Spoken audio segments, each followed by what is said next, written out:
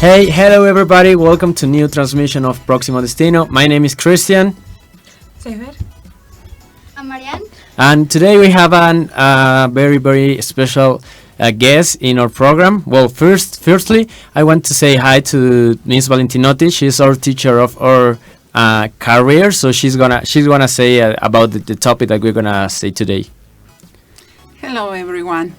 I'm going to say this in Spanish because the important reason to say in Spanish is because I want to everybody knows about the topic that we are going to talk today. So, como este programa lo ven muchas personas que también están interesadas en entrar a la carrera, pues es muy importante que les comente lo siguiente. El día de hoy tenemos un invitado especial, es un chef que viene desde Inglaterra. Y yo quisiera hablar un poquito acerca de esto que es el profesor invitado en la carrera, ¿no? Es un profesor que viene y nos visita y finalmente pues Dirección de Hospitalidad y Turismo quiere que todos ustedes tengan la oportunidad de convivir con diversos profesores de distintos países. Y pues en el semestre pasado tuvimos la visita de la profesora Tyring, que vino de la Universidad de Oklahoma. Estuvo apoyando a una de las materias que imparto, dirección, básicamente de todas las organizaciones de entretenimiento y recreación. En este semestre tenemos al chef Christopher Cook, que viene de Inglaterra y nos está apoyando con algunas clases de certificaciones en los alimentos.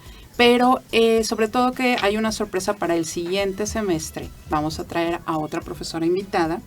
Ella viene desde Italia y nos va a estar apoyando en toda la organización de eventos solidarios, culturales, sociales.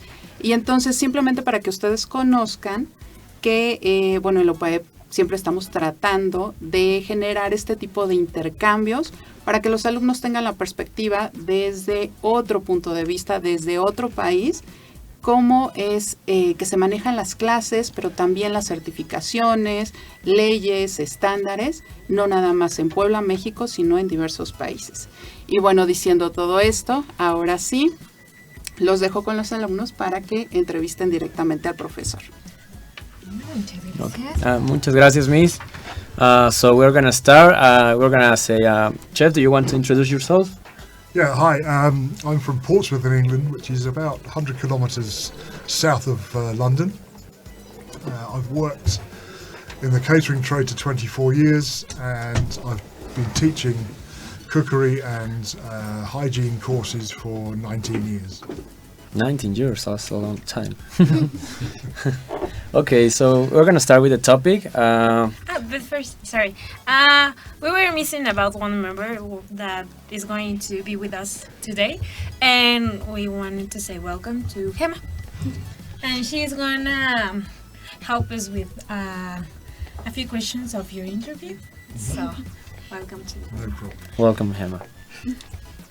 So what brought you here to Mexico? We had a Mexican girl working at the college who was buying some croissants or something in my kitchen in one day and suggested that the university here in Puebla would like an English chef or a British chef to come here and do some workshops and talk about my life, etc., etc. So I put my hand up and said, yes, I'd love to go.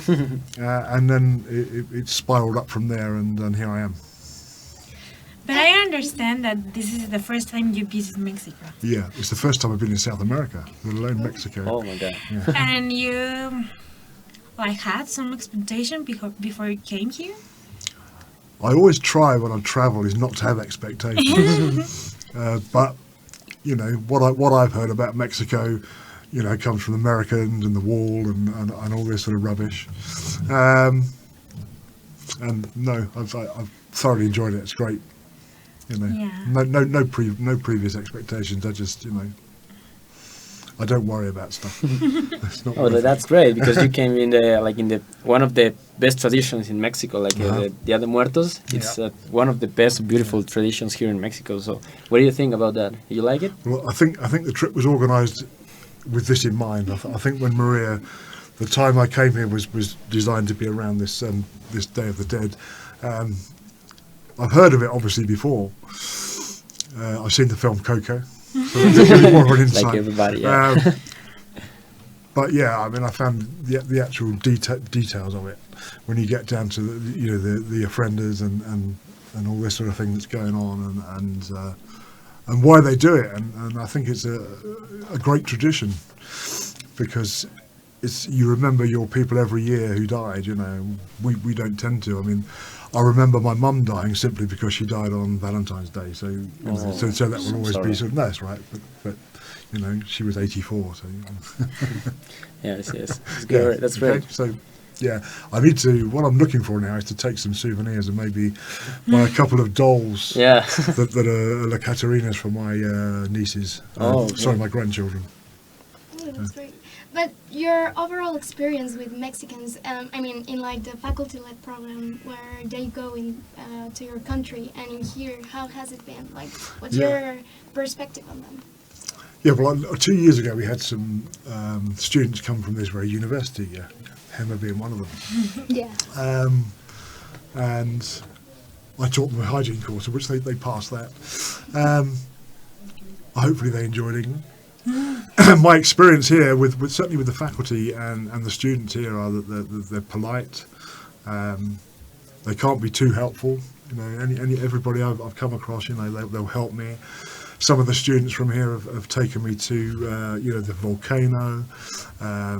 Some students on Saturday took me to a couple of museums and to the Muro de los Poblanos. And it's been fantastic. Even strangers. Mexicans seem to be happy. They all seem to be smiling. Yeah. Even the poor ones sitting in the street, begging for money, seem to be happy. So, yeah, what a great experience. Yeah. That's nice. And what do you think about the gastronomy of Mexico, about like the food, and also, well, now we're going to start talking about the process of kitchen in Mexico. Uh-huh. Have you ever been in a Mexican kitchen, like in any restaurant or something? Traditional kitchen? No. But you already tried some of our like principal. Yeah, I've only eaten Mexican food since I've been here. I haven't. If I've had some biscuits, I bought them from Oxo. My landlady gives me a traditional Mexican breakfast every morning at my hotel, my B&B. I've eaten in the restaurant here 3 or 4 times, and I've eaten in the restaurants downtown. And I've only eaten Mexican food. I went to Vittorio's yesterday, round by the cathedral there, and I fancied pizza. I was going to have pizza. And when they gave me the menu, I thought, nope, I fancy this now. I fancy these tacos and this chicken dish. So I had Mexican food again. So I had no expectations. I mean, I've come to Mexico. I think I should be trying Mexican culture rather than coming here and eating English food. And a lot of English people will do that. They'll look for where they can buy English food, but I'm not like that. That's good.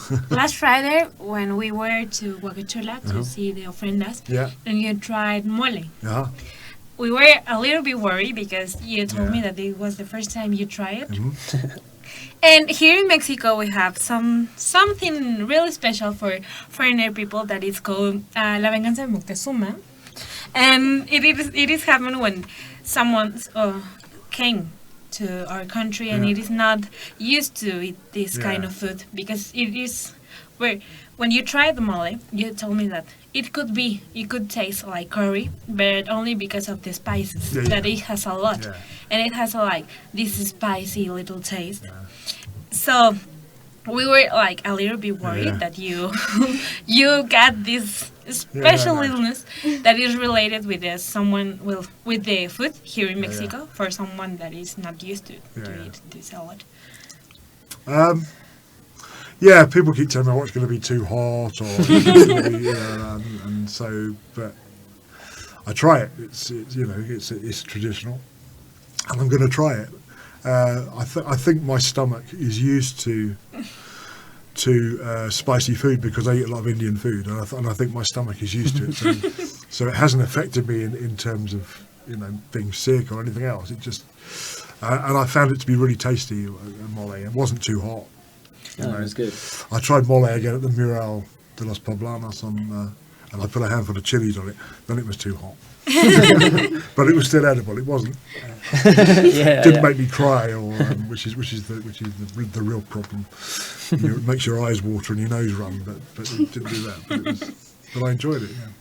And now that you are more into pastry cooking, do you enjoy desserts from here and the typical candies we have in here, or have you tried them? I have tried a couple of candies because the guys who took me downtown Saturday, I think Lily bought me a sweet and a little tart and some sort of yellow drink, which I forget the name of. Yellow alcoholic drink, and I forget the name of it, but that was very tasty. So yeah, I've had a couple of desserts and quince, and I must admit, walking past the cake shop sometimes I feel should I go in and get some cake, but I'm quite close to being diabetic, so I mustn't eat too much sugar. So, but yes, I enjoy desserts. I do enjoy desserts, that's for sure. Nice. And well, a lot of people is watching this program, so I want to know. I don't know if also they want to know. Can you tell us about like a traditional dish from England, like a dessert or something traditional? Traditionally, England, a traditional dinner would be sort of something like roast beef, Yorkshire pudding, which has come out of a poor people, because in the days when people didn't have a lot of money and they bought the meat, they would give someone the Yorkshire pudding first to fill them up, so they didn't want too much meat. So the tradition comes out of that. Dessert wise, it tends to be based around, I guess, something like a lemon meringue pie. Oh, okay. Is a classic English dessert. And one of my favourites. Rice pudding would be another one. Sweet rice pudding made with cooked in milk, sugar, nutmeg. Oh, that's good to know, because we have like a lot of information that come from USA, and a lot of people think that those dishes are from USA. They're like traditional from USA, but really they are traditional from England. So it's good to know about like everybody. I wonder how the USA claim apple pie when apple pie has probably been a dish in England since like the 12th century. But when they say as American as apple pie, I guess I'm not going to fight them for it.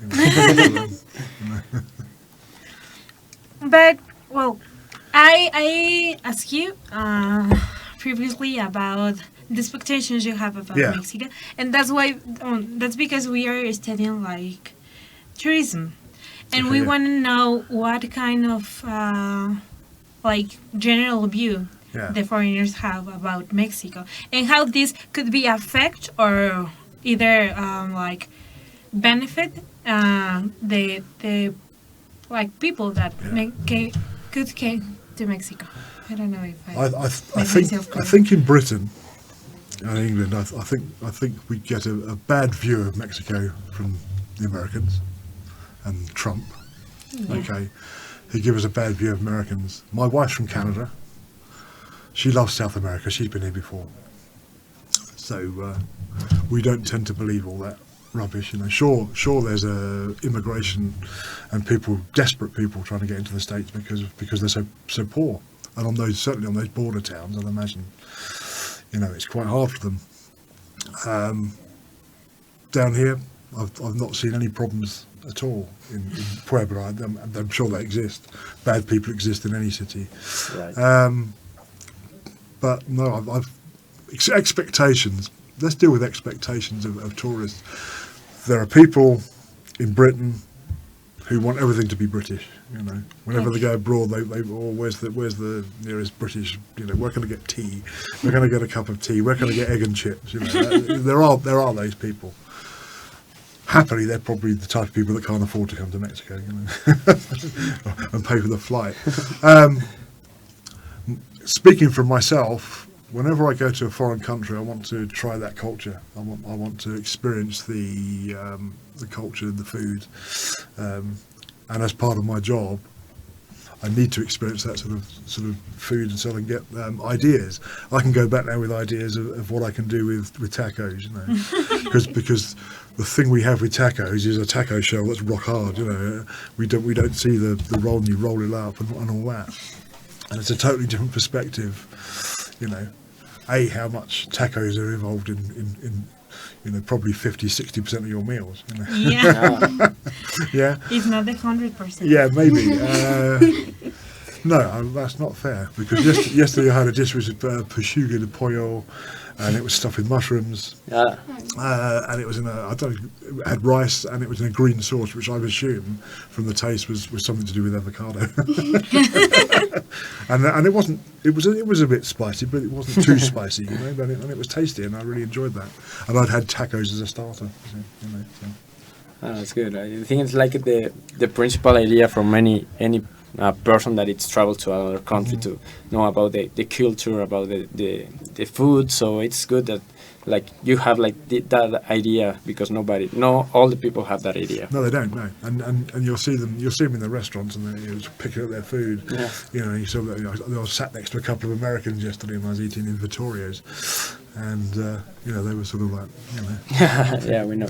But that's interesting. That I think that it's like a very good thing that you're a chef, because here in Mexico the food is a really special thing, and I think that Mexican can connect with each other through food. Yeah. Exactly, through food. So it's really good that you like not only like because of your work, but because of your like interest in food, because you love it and you learn to love it. Try to connect with our culture in a like more close way than other tourists, other people who came to Mexico, and don't give themselves the opportunity to say, well, we're gonna try this culture, but with all we can, and we're gonna try it like through food. I think that's a very good clue to visit Mexico. Yeah, I think it's important, and I do think it's important that people learn the language as well.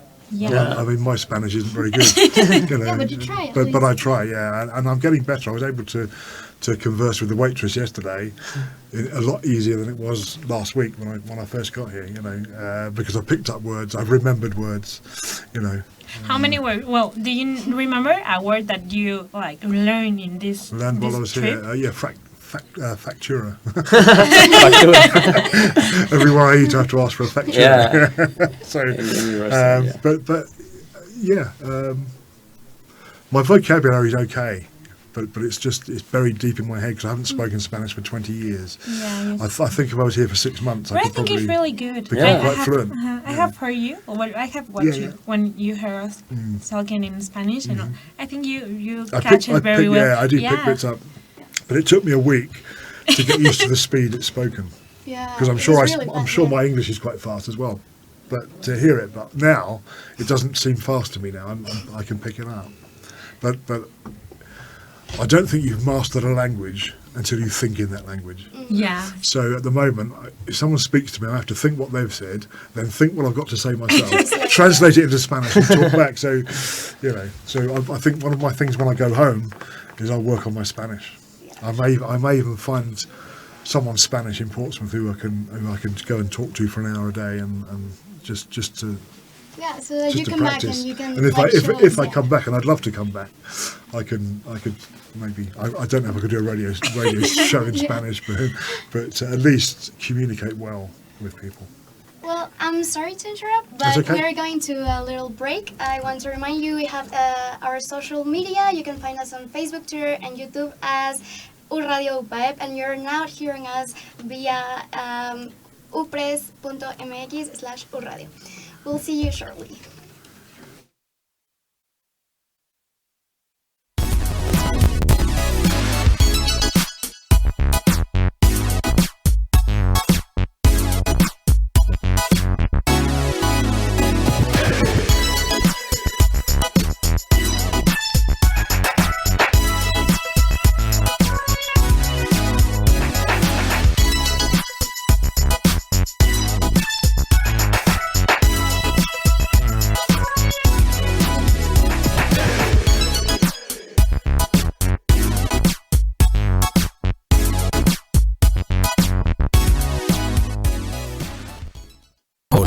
Soy la basura en tu coche. Sé que intentarás deshacerte de mí. Me tirarás por la ventana y tratarás de olvidarme. Pero déjame decirte que llegaré a la alcantarilla y provocaré una inundación. Y cuando tu auto se quede atascado, mientras estés pidiendo ayuda, sabrás que volví. Si tienes que deshacerte de la basura, hazlo en un bote. Y si puedes, recicla. Si la tiras en la calle, te llega. Nos vemos pronto. Este es un mensaje de Dale la cara a la Toyac. Soy Alelí Espinosa y estoy estudiando el 6º semestre del doctorado en educación en UPAEP.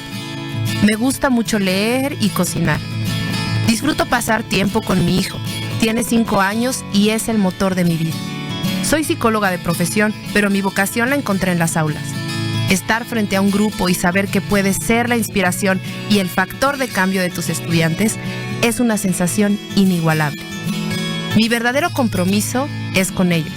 Por eso me preparo cada día para ser mejor profesionista y con el doctorado en UPAEP lo estoy logrando.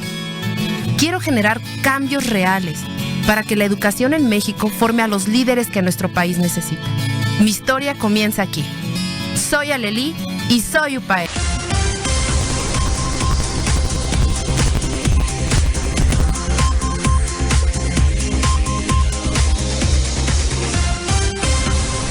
NutriTips informa. Si eres vegetariano o quieres serlo, ten cuidado. Al quitar alimentos de tu dieta, puedes desarrollar deficiencias nutricias. Para que esto no suceda, te recomendamos usar 1 o 2 cucharadas de aceite de oliva virgen en tus alimentos para cubrir las necesidades de omega 3. Para una mejor obtención de proteínas, consume leguminosas junto con cereales, por ejemplo, arroz con frijoles. Consume alimentos como leche de soya y cereales para obtener alimentos con vitamina B12. Si decides llevar esta dieta, puede que tus niveles de hierro y zinc estén bajos. Incluye en tu dieta alimentos como espinaca, hígado, frutos secos y cereales. Conoce si aparte de tus alimentos necesitas algún suplemento para obtener buena salud.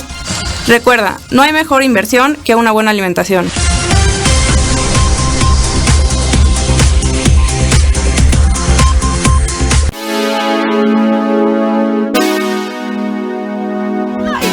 Okay. So we already come back. It was briefly but necessary. We want to remind you that we have social media. We are in Facebook, Twitter, and YouTube as Upaya Radio, and you're listen us through upress.mx/uradio. So we are going to continue with our interview with the chef from England, Christopher Cook, and we were talking about your whole visit here in Mexico. So we wanna give some space for your interaction in England, but with Mexican students. Okay. And that's why here is Gemma to introduce the topic, because she had the opportunity to go to England with you at your university and have this experience. So what can you tell us? Hi everyone. It's about my experience in United Kingdom. I really love it. It's a really incredible and fantastic and biggest opportunity to practice my English. When I practice the part of the cook with British people, they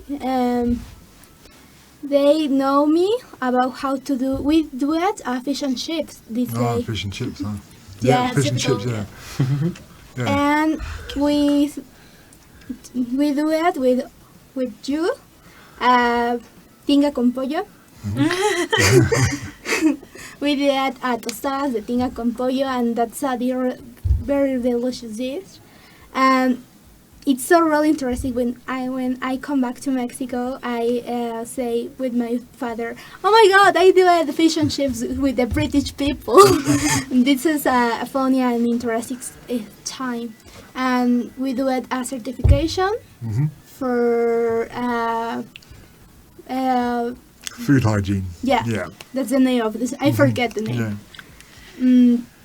And it's so I really enjoyed this travel, this experience, this faculty life, because it's a good experience. I don't know how to explain myself.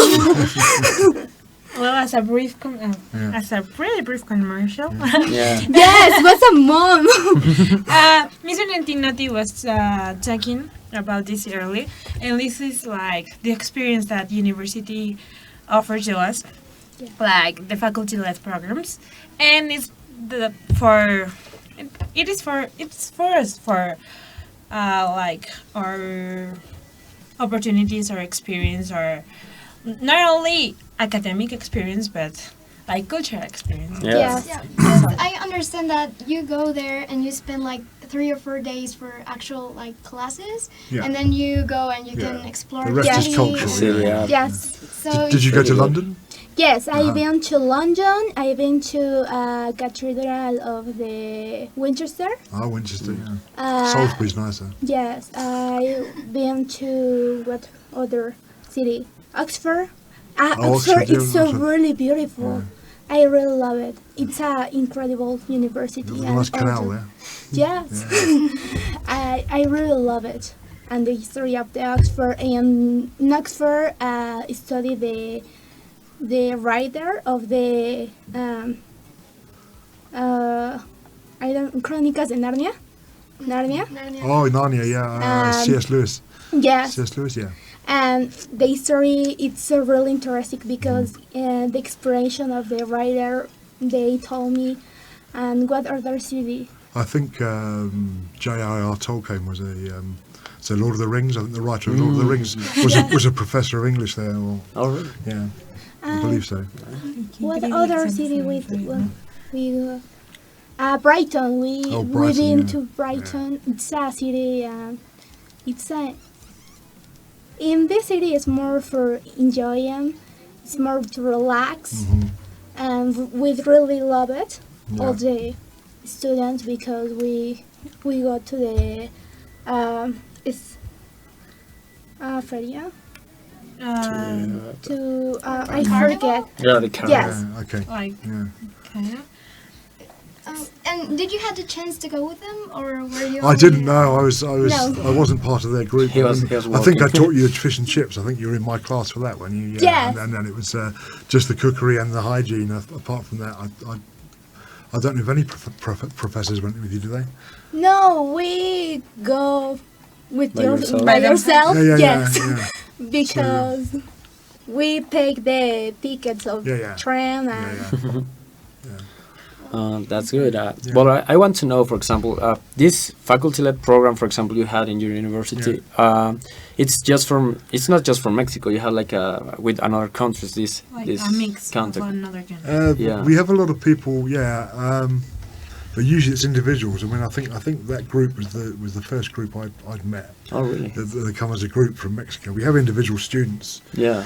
come to study and pay to study there, but it's not actually so Mexico was first as far as I know. I mean, it was probably we used to have an exchange. I used to have an exchange program with a French college, and we used to go and spend a week at that college, and then they would come to us for a week.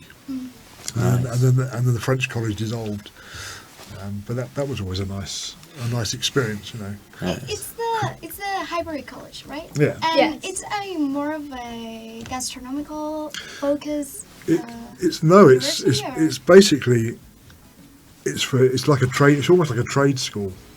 So they do academic things there. They do cookery, they do automotive engineering,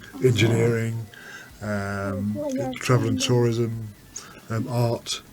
So there's a lot of things like that there. So if you want to be a chef, you go there. If you want to be a car mechanic or an engineer, you go there, and that's the start.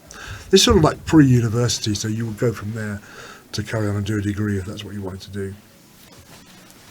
Nice. Interesting. Yeah. But we were talking about in the court that there's some particular stuff that Mexicans are recognized by, like the impuntuality. Like unfortunately, the impuntuality is one of our characteristics. Sorry? that's so. That we're always late to things. Oh, okay, yeah. That's so difficult. Yeah, I got it. When Lack of punctuality, Yeah. And I think that we really can point at some difference between England and Mexican culture. But have you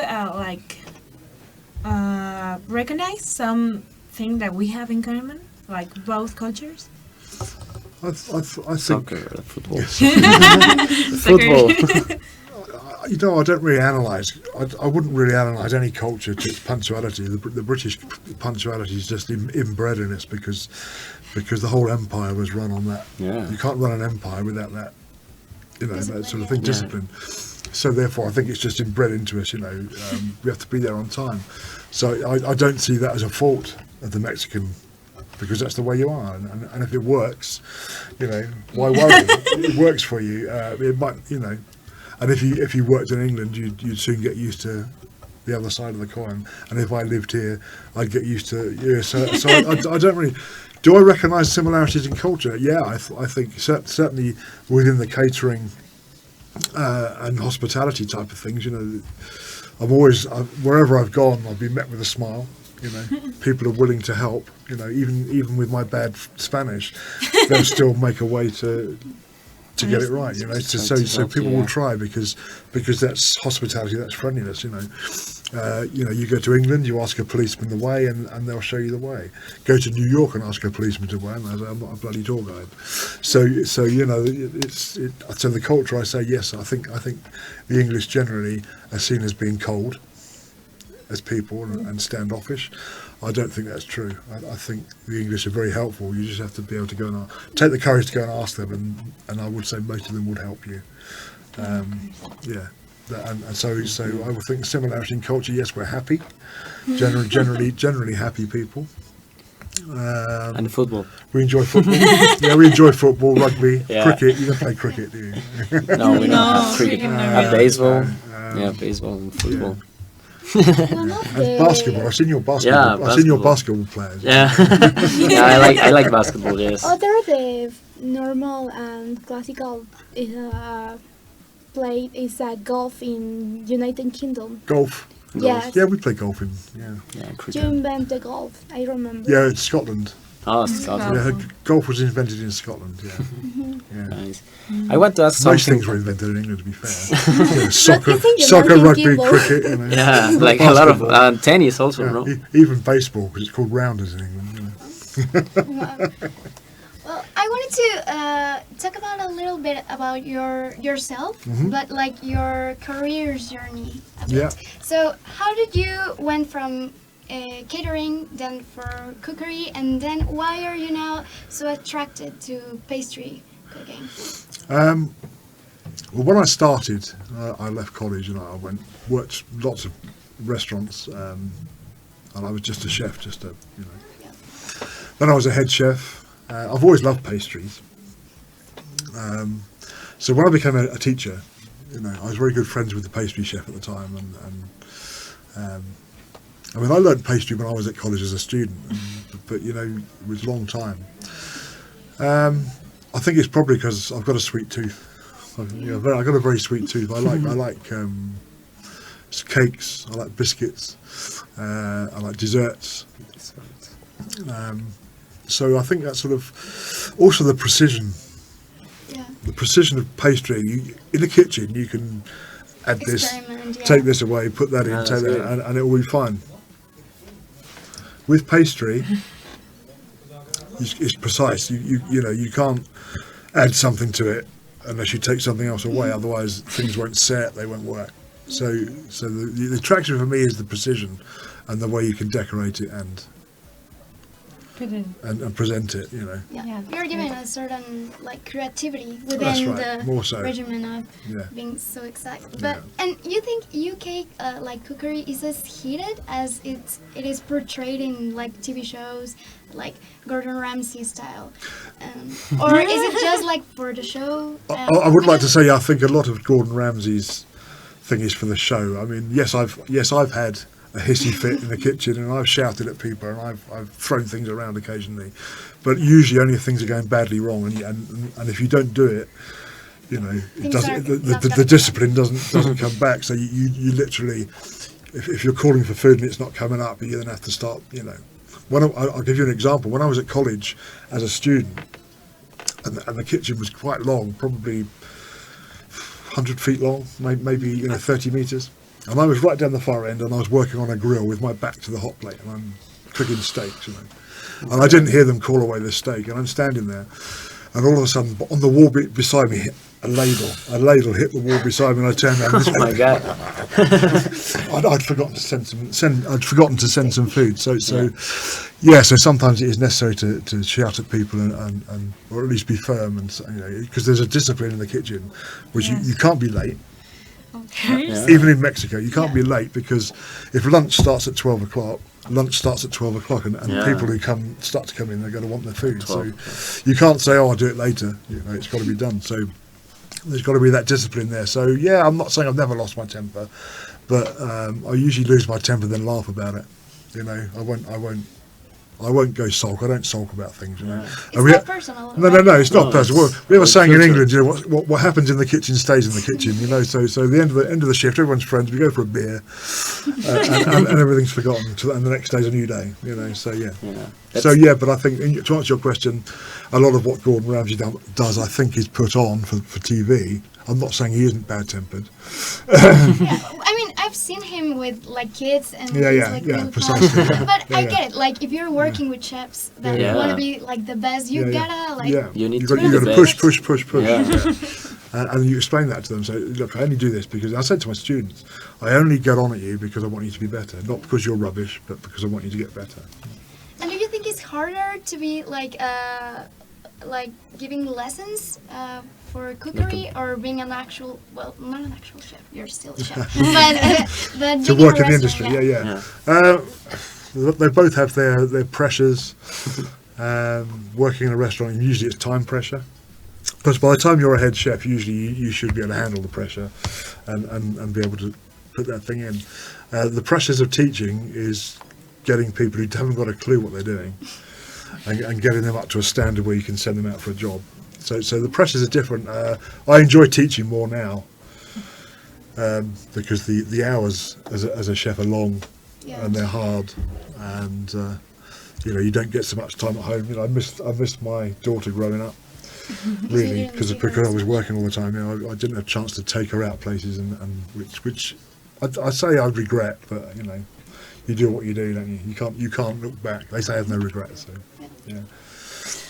And another part of your experience was that you were a judge at a certain competition. Mm-hmm. So what was your experience with that kitchen competitions? Well, that one came about a couple of years ago now, because we entered students into a competition. Nice. I think it was in Bournemouth College, and we do this every year. And the guy who was in Bournemouth used to be my boss at Highbury, and he retired from there, but then went to work down there. So he sent me an email one day. "Oh, would you want to be a judge?" I said, "Yeah, great, I'll be a judge." So when I got down there, basically I'm not allowed to judge one competition because it's got one of our students in it. But so I was put there judging, and I was judging with the captain of the British Olympic culinary team. So he was, and we had a great chat, and consequently I've been asked to judge at other competitions as well later on. Yeah, so I think I must have been all right, because I gave the guy the same marks as he did, because we marked separately and then combined the marks, and I was probably 2 or 3 marks different from him, but it wasn't. I really want to touch about your hobby. You told me you love to play the drums. Yeah, I'm a do you drummer. want to talk about that? Oh my God! Yeah, this was when I first went to boarding school. Okay, when I was 11, I went to boarding school, and obviously I was getting a bit homesick, because you're away from your parents the first time, and my dad had died the day I went, so it was sort of like I had this sort of. Anyway, I was always saying, keep yourself busy, So I joined the school band, which was, so the first day I go to a lesson, you're playing drums today, great, so that's when my career started really in drumming. I was a drummer in the school marching band. It was a Navy school, so it was so from there then there was the sixth form. Then we did a sixth form concert, and I was a 4th year, and they knew I was a drummer, and I had to go and play with all these sixth formers as the drummer. So yeah, so then when I left school, I got together with some people who played music, and we did a few gigs. Around about 20, when I was 25, I sort of stopped. I got married. My wife was expecting a child, so I had to go and do a proper job. You know, I wanted to be a professional musician, but I had to go and get a proper job. So I had to give up playing because obviously in catering I'm working 6 nights a week. When I got the job as a lecturer, I think I was 44. I thought, I've got my evenings and weekends free, I'm going to start playing drums again. Oh, really? So yeah. So then I went out and bought a drum kit, second-hand drum kit, practiced for a couple of years. And then finally, on my 50th birthday, I was at a teachers' conference, and this voice behind me said, "You're Chris Cook, aren't you?" I said, "Yeah." He said, "I used to play in the band with you." I said, "Oh yes." I said, "Yeah, I still play." And he was a teacher of special needs, Martin. I still play with him to this day. And I said, "Yeah, I'm looking for a band at the moment. I started playing drums again." And he said, "Oh, funny enough, the drummer's just left my band, so you come along for an audition." So then I started playing with him, and so. And I've been in a few bands since then. Rockabilly. I played rockabilly. I've played pop. I'm with a folk band now and a covers band. So, yeah, it's good. It's great. Yeah, I love it. It's probably my two passions. I've got to do my two passions in life. That's good. And if you can do that, it's happy. Happy days, you know. And you now have two bands, right? I played two bands, yeah. And you have your own music, like your... The folk music band, yeah. That's with Martin, the guy I met at the conference. And he writes most of the music, along with the other guitar player. It's a 6-piece band, 2 females, and 4 of us males. Age range is from Martin's 65, our youngest girl is 25. Wow. So there's a bit of everything. She funny enough, we were advertising for singers, and we got a singer, and then about 2 months later, this other girl phoned Martin up and said, "Oh, can I come along just to get some experience of playing with other people?" So but she had such a good voice, we kept her in the band. So. Oh, that's good. And my other band is a covers band. We do pop covers and rock covers. Oh, okay. And you have like a favorite band, like a famous favorite band? The one I like, my favourite band ever is Led Zeppelin. Oh, really? That's I saw them twice. Oh, really? Yeah. You like rock, so? Rock music is I like jazz too, but rock is my that's my thing. I love playing. That's good. I like Led Zeppelin too. And AC/DC also. Yeah, AC/DC. Yeah, Guns I saw the last concert AC/DC did with Bon Scott. Oh, really? I saw the last gig in Southampton. It was, yeah. Oh. And he died a week later. So, yes. That's good. Yeah. But I could talk for hours about music, so you best shut me up. Yeah. No, it's okay. I really like it. Like, we wouldn't expect you to be like a drummer and have your own band. Yeah, it's really cool. Yeah. And if you ever retire from cooking, do you think you will be dedicated to music? I don't know. On the other hand, what passion do you think that is gonna, like, stand at the end? No, once I retire, then drumming will be what I do. I love cooking, but recently my real focus now is can I have a career in drumming? You know, my career in catering is coming towards the end now. You know, I'm 61 now. You know, retirement 66, 67. So, you know, I could even be made redundant. You know, in the next few years.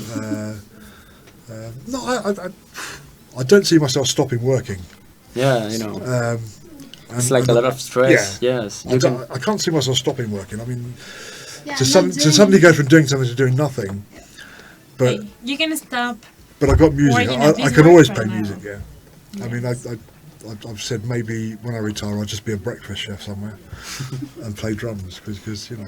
It's much better. You say that like in the kitchen you have like a lot of stress, a lot of work, and you're always running. So, but why you don't stop doing that and you can start doing the drums and playing and stuff. I mean, the problem with it is money, isn't it? Can you earn enough money to pay the rent just from playing drums? Every country. I hope so. You know. But you say it's like good money. Still, yeah, I mean, it's not as good as. Yeah, I get about between £50 to £70 a gig that's not taxed. That's just black economy. That's a lot here in Mexico. Yeah, might catch up with me. So I mean, £70. What's that? It's about, So yeah, it's £4 to 100 pesos. So we work it out. Yeah. In here, That's my beer money. That's my beer money. I see it as my beer money. But if I do 8 gigs in a month, that's nearly £700. That's about £600. And £600 is about 12,000 pesos. Yeah. Now I want to join a band. But when you consider I earn in my job at the university is £600 a week, so I get paid. So it makes sense. Yeah, but I think it's really good that you have like another passion too. I think you should have several passions. Things. Yeah, because well, I understand that being a head chef is really demanding, and could be really stressing, and you have to work a lot of hours around. Yeah, because when you stop working in the kitchen, you then got to sit down and make sure you've got enough stock for the next day. Do you need to order anything? Do you need to do this? Rotors, and make sure the kitchen's clean because you've got the hygiene things. You've got to make sure all that paperwork's done. Is it stressful? I never really thought of it, to be honest. I think if you're passionate about doing something, you don't get as stressed as if it was just a job. I mean, it's more of a calling, isn't it? I think if you want to be a chef, it's because it's something you love.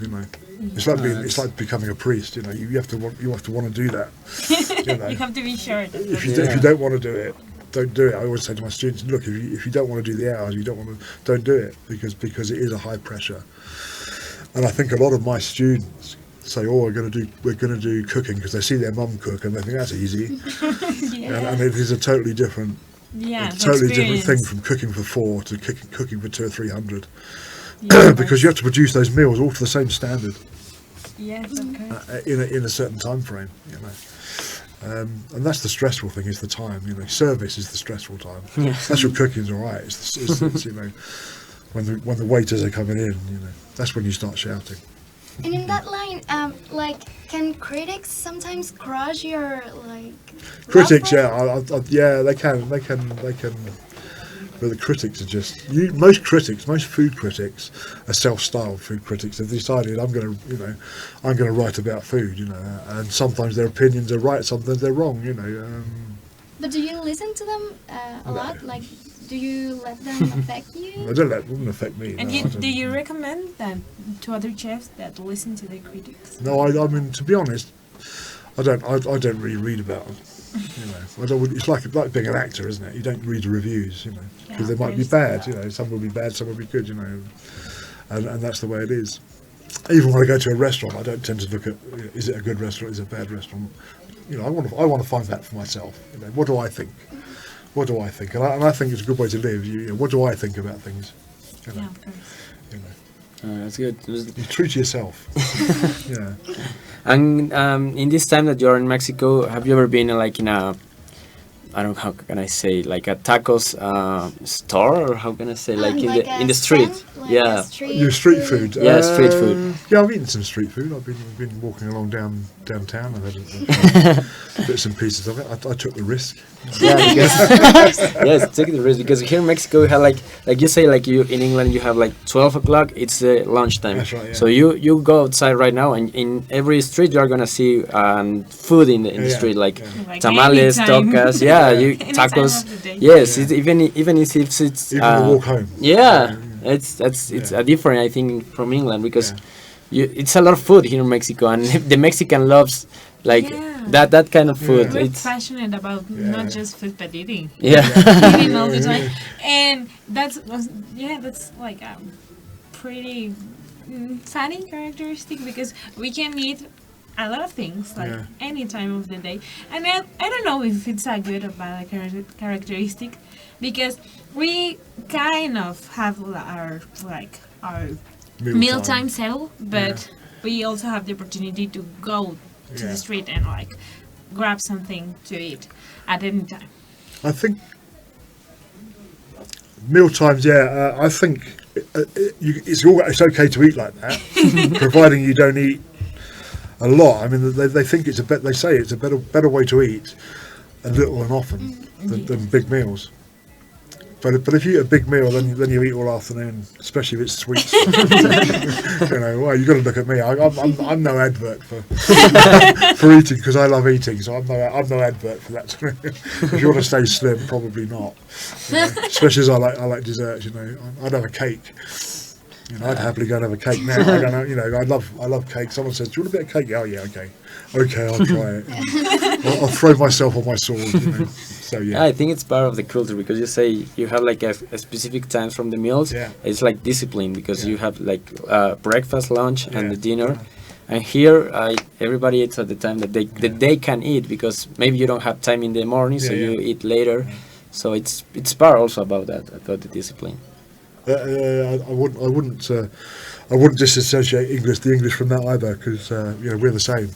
Sometimes I want to have breakfast, and I'll have breakfast at 11 o'clock, and I'll eat street food. Because we have street food as well. But is it as more strong and more. as in here? No, it's not as busy, but it's getting like that, because we were talking about the competition I went to earlier. Well, one of the categories of the cookery competition was street food. So we're still sort of moving into that category, and the street food can be many nationalities. You can have Asian street food, because we've got a big mixture of races in England now. Yeah. So we've got Thai, we've got Chinese, we've got Indian, we've got Pakistan, Bangladesh, Spanish. So all these sort of things now are coming into the mix of their own street food. Certainly, if you go to London and the bigger cities, you'll see a lot of that now. So I would say it's going to become like Mexico. Yeah. Except don't forget, yours aren't under regulation. Ours No, no.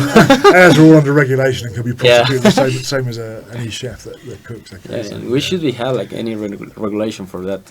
It probably will eventually. It will. It'll come to but everyone. maybe it would last its essence because like you like the flavor of the street. Right, I don't know. It's part of it. It's like me if I go to a football match. Yeah. And I'll have a beef burger from the van. Yeah. And it'll be much nicer than a McDonald's beef burger. Of course. Because it'll be, a proper bun, and it'll have a big thick burger like that. It'll have onions, it'll have cheese in it, and delicious. Tomato ketchup, and it'll be much nicer than McDonald's or Burger King. Yeah, who's, yeah, it's small, like a cookie. A double beef burger. Oh, so nice. 8 ounces of beef burger. Big one. And I think that, for Mexicans, it's a really good thing that we have like this this kind of street food. Street food, because when we travel around the world, we are like less. How do you say? Like to get some illness. To get some illness, we have like a strong stomach. Well, yeah, that's not bad. That's why. Yeah, I said my stomach's quite strong. I think. Yeah, because someone said, "You've eaten all this Mexican food and you've not been ill yet." I said, "Well, no, touch wood." But no, and I've thoroughly enjoyed it. So even the street food hasn't given me a bad stomach. And I was talking about it in my class earlier on. Oh, you were there, weren't you? Yeah. About I forgot what I was going to say now. But I was then talking about about the immune system. Yeah. And when I was a child, I was exposed to a lot of dirt and everything else, and played in the dirt, and everything wasn't so clean then. And I think your body builds up an immunity to a lot of things, and so touch wood, I don't really suffer from that sort of thing. Wherever I go in the world, I don't get seasick, I don't get air sick, I don't get I used to be car sick when I was a kid. But I just enjoy food, and I think the important thing is you enjoy food, whatever you eat, you enjoy it, and I look forward to eating. I have to say, I look forward to eating as much as I look forward to getting on my drum kit. As much as I look forward to playing the drums when I get home on Monday, I'll be back playing.